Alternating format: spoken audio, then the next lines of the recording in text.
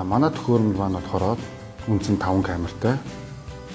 Хүлээ авах камер, аэртингийн камер, тунгаагуурын камер, лагийн камер. А камер нь болохоор нэгдүгээр камер нь бохрыг одоо хүлээж авч задлах процесс явагдаад хоёрдугаар камер болох аэртингийн камер руугаа шилждэг. Энэ аэртингийн камер руугаа шилжиж цэвэрлэгдснийхаа дараагаар тунгаагуурын камер болон лагийн камер руугаа шилжүүлдэг. Эцсийн шатны усанд цэвэрлэгдсэн камер руугаа автоматар шингээлийн худаг руугаа шахагдаж ордог байгаа. За манай байгууллагын бол биологийн аргаар цэвэрлэгээ гэдгээр бол их давуу талтай.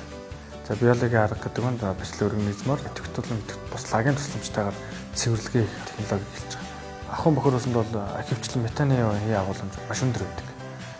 Тиймээс манай байгууллагын бол үндсэн бохироос яг метаны ийг ялгаж лагийг хорвож үлдэх юм давуу талтай.